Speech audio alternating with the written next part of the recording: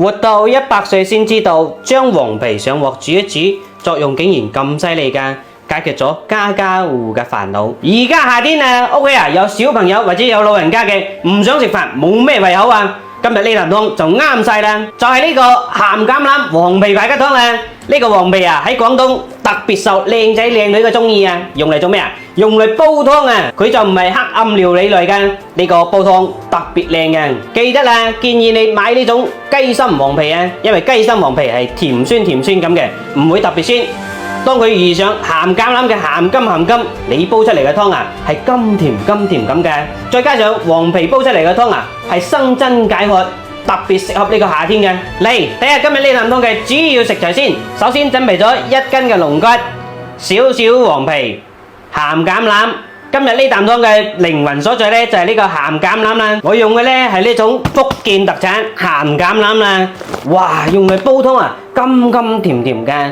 平常時煙咩酒多啊，哇呢個就啱晒啦。嗱，一大包啊，成一大碟咁多啊。夠你用成年㗎啦！煲湯呢，拎出個2-3粒，洗一洗，咁樣啊，將表面啲鹽洗咗佢，就唔會鹹啦。然後大力拍爆，咁樣煲湯啊，先至入味啊！呢個啊就啱晒㗎啦。將黃皮搣落嚟，放入1匙羹麵粉，用你發財嘅小手清洗乾淨。朋友們，我將自己終身受益嘅養生食療小妙招，毫無保留咁分享俾大家，可唔可以辛苦大家幫手點個免費嘅小紅心，鼓勵同支持一下，萬分感謝。戒個十字刀，將入邊嘅核取出嚟，入邊嘅核啊用嚟煲湯係唔得嘅，用呢個煲湯就得噶啦。焯過水嘅龍骨、黃皮、鹹橄欖。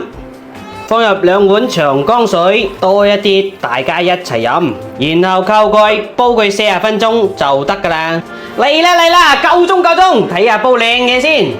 睇唔睇到啊？好似牛奶咁白啊！你見未見過啊？真係啊，白雪嘅。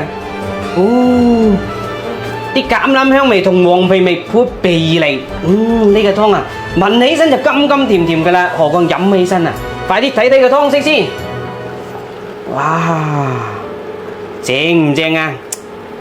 啲橄欖啊已經煲晒出味啦，咁樣煲啊，啲黃皮好似朵花咁啊，真係色香味全啊，幾正啊！雪白咁啊，你一定係好少見啊！哇，睇住都流口水啊！試先。哇，聞起身特別正啊，忍唔住啦！哇，幾靚！靚啊，甘香嘅感覺，正。飲多2啖啊，特別開胃，飯你都食多2碗啊，因為有橄欖嘅加入啊，甘甜，真係正。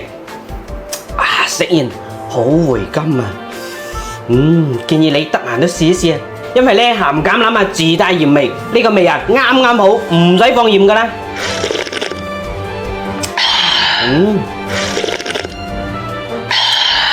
記得啦，趁而家係黃皮嘅季節啊，嗱聲安排上啦，記得點讚收藏一下，或者轉發俾你嘅屋企人試一試啊！